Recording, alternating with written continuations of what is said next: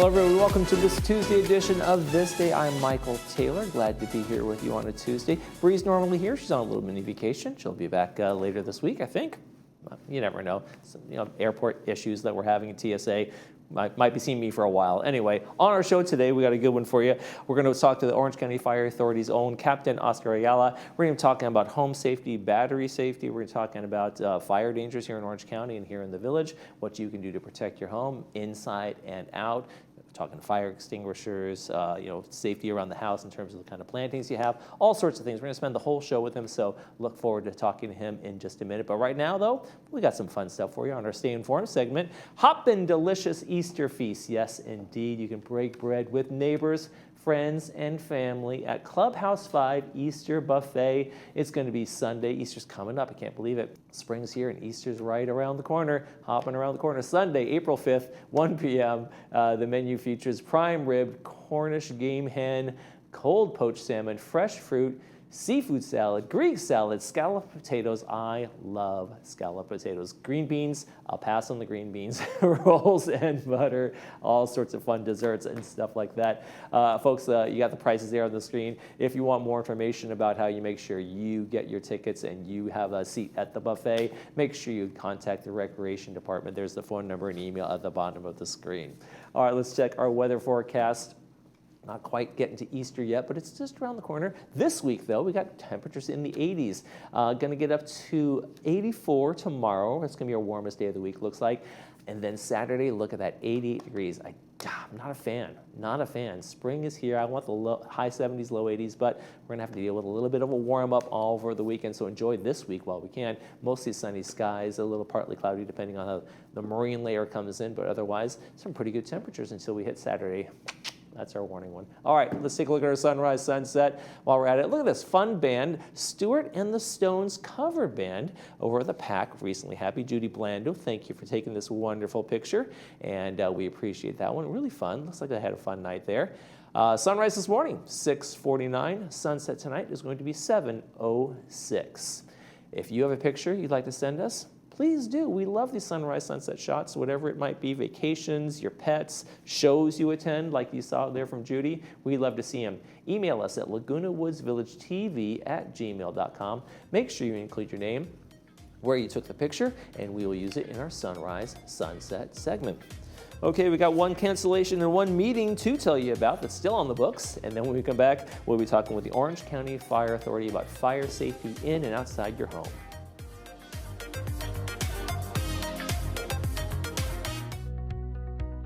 Your eyes let you see the world, every smile, every sunset, every moment. At Harvard Eye Associates, our team of specialists is here to protect your vision.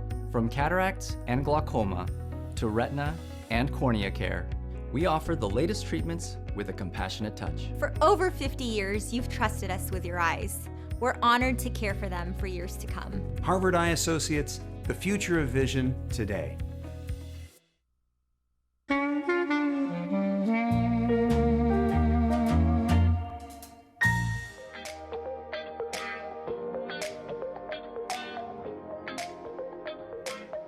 We're going to be talking about home safety, fire safety, all sorts of fun stuff with Oscar Ayala. He's fire captain and public information officer with the Orange County Fire Authority. Thanks for joining us. That's right. Thanks for having me. Absolutely. So first, tell me a little bit about yourself. You weren't always here. You've been 10 years with Orange County Fire Authority. Where did you start your career? Yeah, so I kicked off my career with the city of Oceanside. I spent about 10 years there. Great organization. And then had the opportunity to come up here with the Orange County Fire Authority, and just have been very lucky to be part of such a great, big, and dynamic organization. You never get bored here. There's so many things and opportunities, events, special pieces of apparatus. You really get to hone in on your craft, practice your craft. So yeah, it's been an amazing opportunity working here. Now, when you started off, were you doing like paramedic fire truck, or were you doing on the regular fire truck, or were you doing what did you start off at? Yeah, so for me in particular, I did start off working as a paramedic. Okay. There's definitely different avenues that you can take, but when I first started, I got picked up as a firefighter paramedic.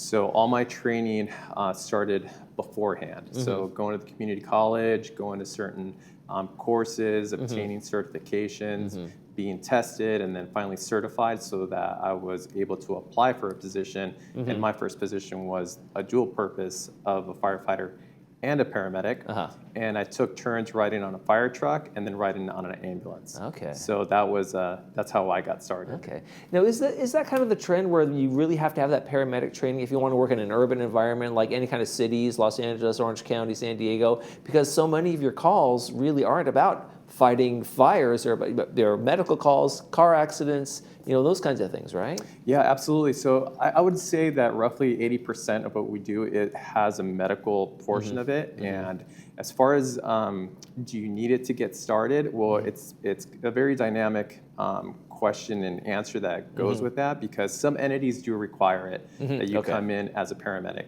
There's some other agencies that will support you and train you becoming a paramedic. But it certainly helps if you already have it, because when you can come in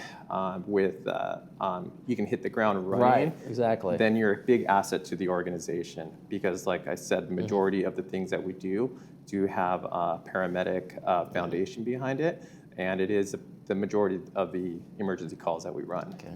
Now, when did you transition from like daily firefighting out there, waiting for the calls, 72-hour shifts, all that kind of stuff, to say, hey, I might give this public information officer stuff a try, represent the county at media events or emergencies and those kind of things? When did that transition happen, and what made you say, hey, this is an attractive road?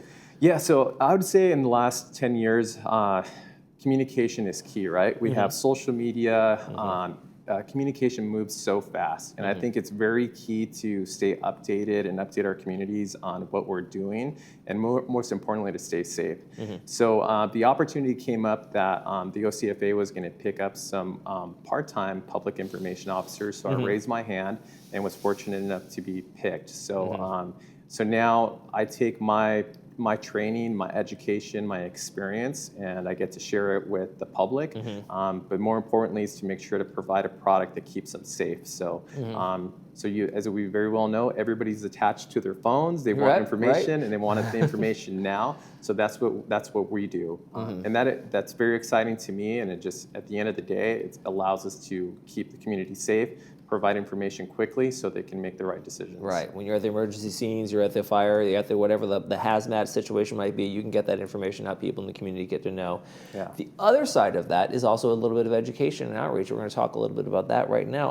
I want to talk a little about safety tips for people in their home. What are the best practices? Lithium-ion batteries are everywhere now, and people store them. They charge them. So what are some of the things that you guys do in terms of tips about how to have those charged in your homes, where to store them, and those kinds of things? Yeah, so you took the words out of my mouth. That lithium-ion batteries are everywhere. They're in our pockets with our cell phones. They're inside of our homes, in our garages with our power tools. They're in our cars. In our cars. And even when you step away from your home, there's a lot of commercial and industrial settings with the lithium-ion batteries. So the technology is great. It really is. It powers us. It gives us a lot of ability to stay charged the majority of the day.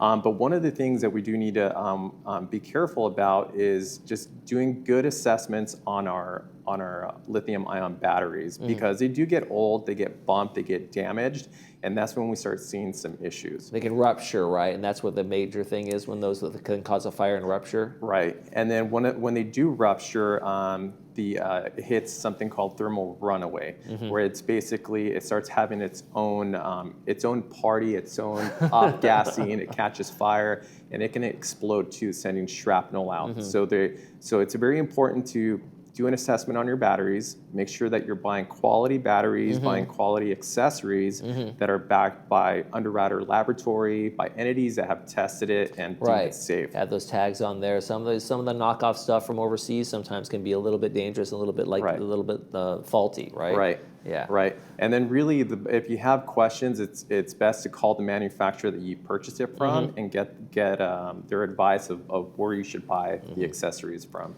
Now the lithium-ion batteries are also, you can't put those fires out in the traditional way, or it takes a lot more to put out lithium fire, especially with a car fire like Teslas and things like that, right? That's the kind of the new training or the way you guys approach those things? Yeah, so lithium-ion batteries, the fire itself is relatively new to us. The technology has been around quite a bit, but we're seeing it more and more often, and they're certainly challenging us quite a bit.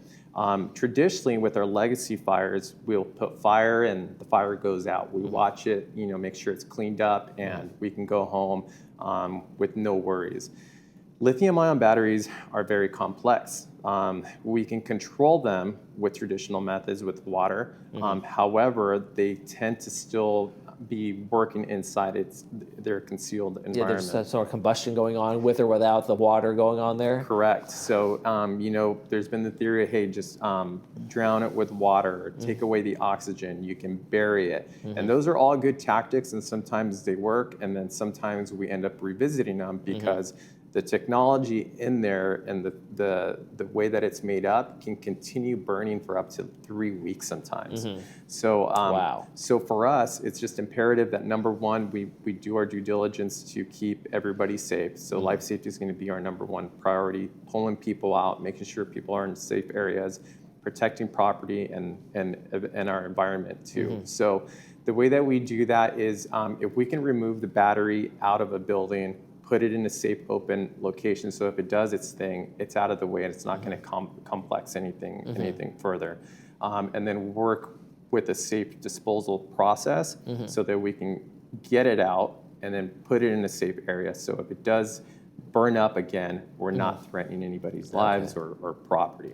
Yeah. Now I know you guys do training on putting out home fires and those kinds of things, training all sorts of things. Is there training for lithium ion, or is it just too dangerous to mess with chemically wise? Like, oh, we're gonna start ion battery fires and try to put them out. How do you guys train on that? Or is it just like the experience of actually going to the actual fires? Yeah. So it's pretty hard to just take some lithium-ion batteries and set them on fire. It's probably not the smartest thing to do. But what we are doing is we're educating ourselves. Right. We are educating ourselves on how these batteries are being made, where they're being stored, how we can keep them safe, and how to effectively extinguish them, or at least control them when they go up. So as of right now, we're not physically taking lithium-ion batteries and experimenting with them, but we're certainly trying to educate ourselves with the literature that's out there and make good, solid, safe decisions out in the fire ground. Right. Now we just sprung forward recently, and that means it's time to check our batteries in our home for our fire alarms, right? And that's an important safety thing that we want to do twice a year. Why is that so important to make sure that we have the alarms and the batteries are good and all that kind of stuff? Yeah, well, the reason is smoke alarms save lives, hands down. And the NFPA will echo that statement because they state that you have a 60% chance of survivability if you have working fire alarms and you have a fire in your house. So that is your lifeline. When we're sleeping and we're comfortable and we're not really paying attention to what's going around the house, we're relying on the smoke alarms to alert us.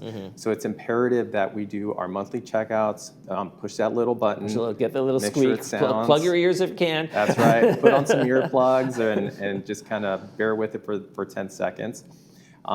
Checking those monthly, and like you said, about every 6 months when the time changes, replace the batteries. I know some smoke alarms are hardwired to your to your home, but if in the case we have a power outage, then that power is eliminated, and now we're relying on the battery. So it's always important to change those batteries every 6 months.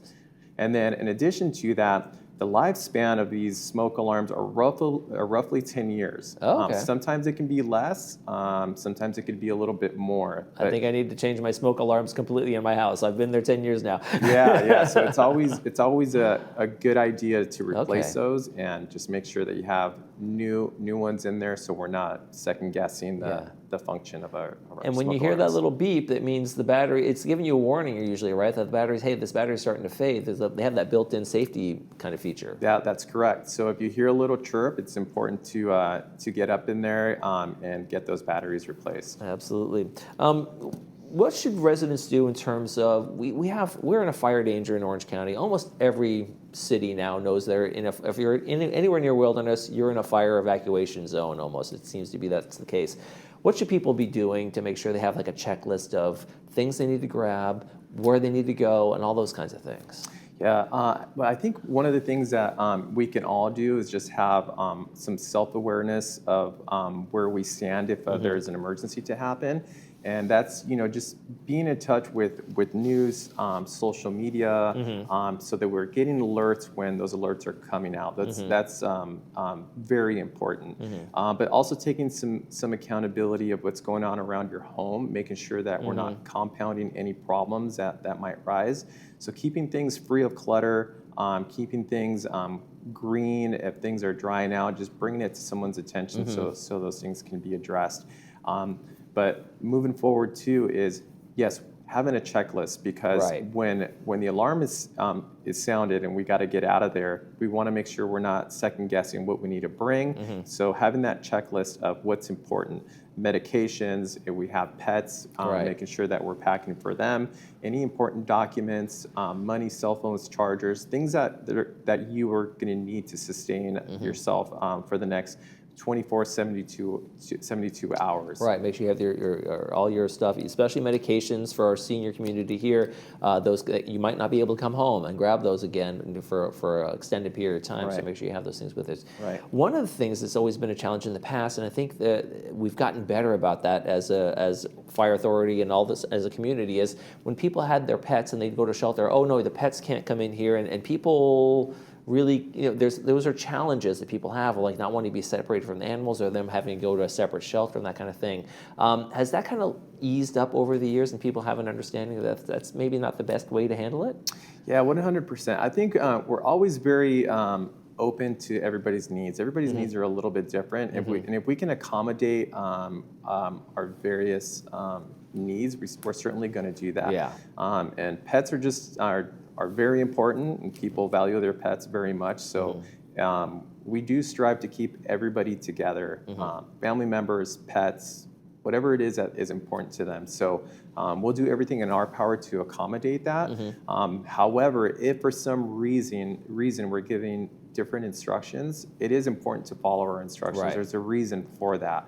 And we'll do our best to reunite everybody with their family members and their pets when it's safe to do so.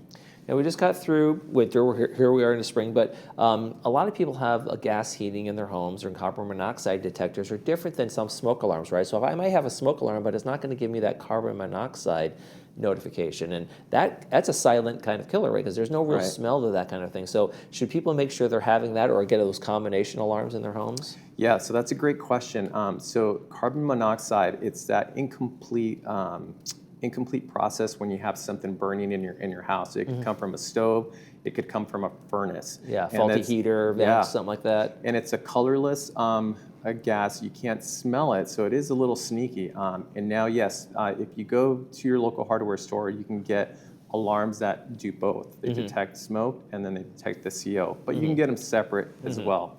But it's important to make sure that you have those in your home, because sometimes things get old, things are forgotten about, and they sneak up on us, and they can be the consequences can be quite significant. Well, as you've worked with the Orange County Fire Authority, how have you seen like the cooperation between, the Huntington Beach has its own fire department, Irvine, that kind of thing, the cooperation between all of you guys in terms of when you guys are prepping for wildfire season, which is just around the corner, because that isn't always stay in its assigned area of Huntington Beach or, in the community that is. So how do you guys coordinate on a kind of a county-wide or even region-wide kind of way to make sure that you guys are doing everything you can for wildfire prevention and being prepped for the wildfires that are to come? Yeah, good question. So we do a lot of work prior, before the fire season even starts. We definitely do our own internal training within Orange County Fire Authority, but we do recognize that when fires occur, we're going to be asking for help from our neighbors, Huntington Beach, Laguna Beach. So we always incorporate them in our training, and they do the same thing with us. So this gives us an opportunity to share our experiences. It gives them an opportunity to debut new pieces of equipment that we have. And we go over communications, tactics, the way that we're going to approach things, so that when the emergency does happen, we're not second guessing anything. Everything is very fluid, everything is very organized, and then in turn, we confine that fire as quickly and safely as possible. So we do incorporate them, and they incorporate us as well. Was Pacific Palisades and the fires that we had in Los Angeles kind of an eye-opener to all fire authorities, not just you guys, but eye-opener in your community of just how rapidly something like that can get out of control, and the realities of just like the perfect storm of winds, dryness, and the heat and all of that kind of thing? And does it kind of change the approach you guys take to, if this situation happens, here's what we need to do? So I think any fire, certainly the Pacific Palisades was a very significant fire, one of the most significant ones on record. But I think for any agency, no matter how small the fire is, there's always something we can take from it. If it's a different response, communications, resources, whatever that might be, there's always a takeaway. But yeah, we live in Southern California. We're vulnerable. I mean, we just have to look to the east and see the brush out there. And if we have the right temperature, the right conditions and winds, we can be moving and shaking really quick. So that certainly, the Palisades has certainly brought spotlight on, maybe more equipment or just things that will surface to better attack those certain types of fires. But like I said earlier, we train for them way before the fire season starts, so that if they do come, we're putting our best foot forward to mitigate that. And I think a lot of people woke up to the idea that, hey, I live in the middle of a community center, a city center. We're way far. Nothing like that could ever happen here. I think, was that an eye opener for a lot of people? Like, gosh, there is no safe place from a fire like that. Yeah, it's certainly an eye opener, because you're right. Sometimes you're sitting around a concrete area and you think, hey, I'm going to be safe. But we also have embers that get carried through our skies. So what's happening in a canyon is it is very dynamic, very violent, and it's creating embers and it's carrying it towards the beach.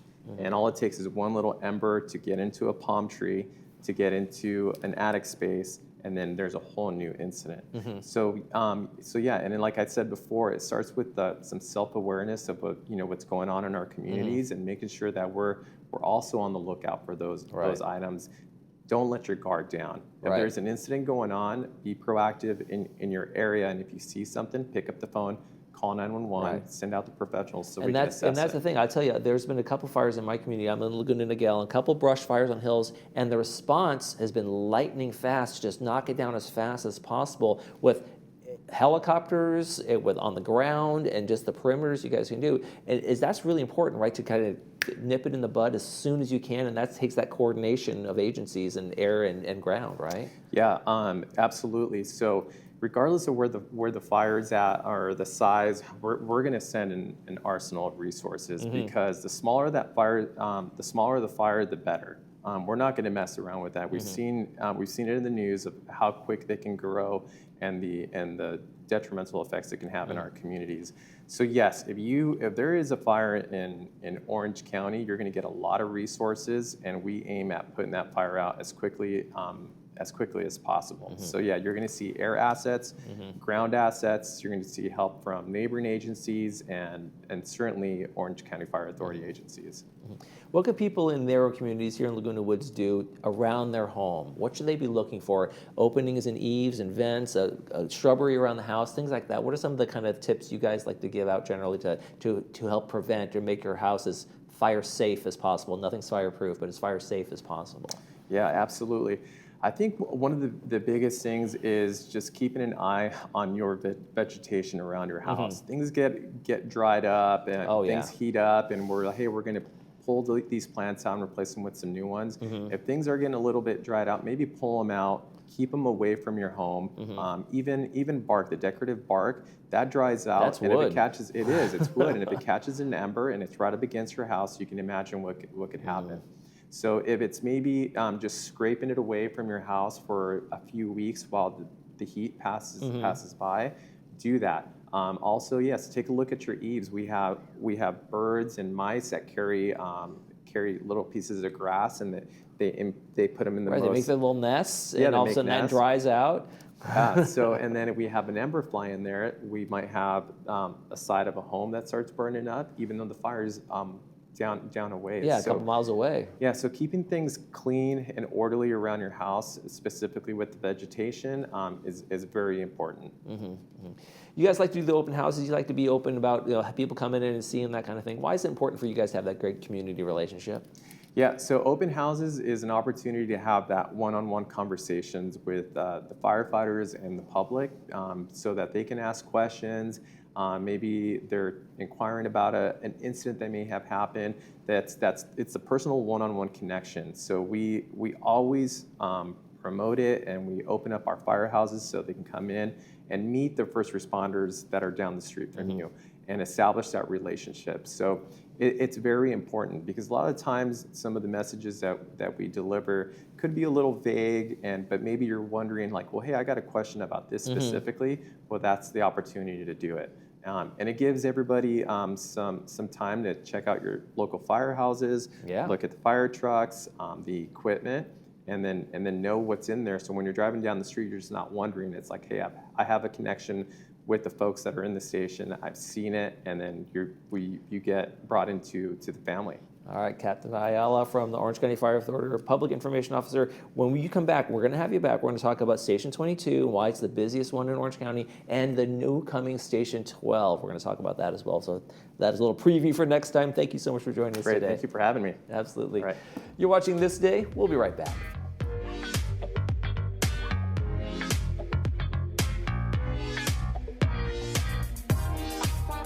Life doesn't have any quiet rooms.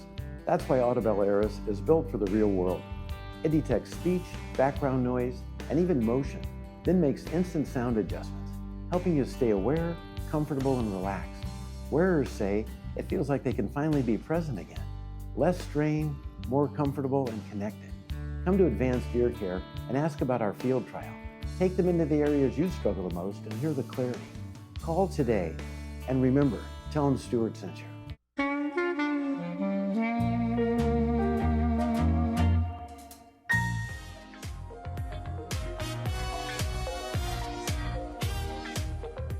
Hey folks, just a reminder, you can always watch us here in Village Television Monday through Saturday at 9 a.m., 12:30, and 5 p.m. You know that at least one of those times because you're watching us right now on Village Television, but you can also catch us on YouTube at Village Television. So you can watch anytime, any of our previous shows, segments, as well as the entirety of those shows if you'd like to. That's what you can do. And also there is the Village Television app.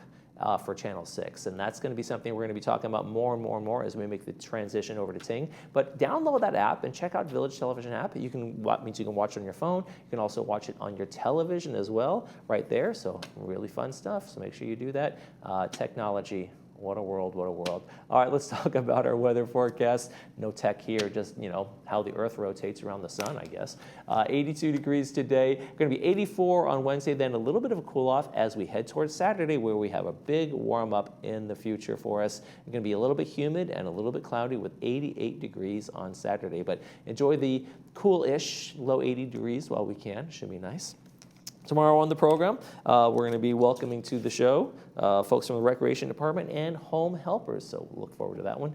That's going to do it for this edition of This Day. I'm Michael Taylor. For all of us here at Village Television, we hope you make this day a great one.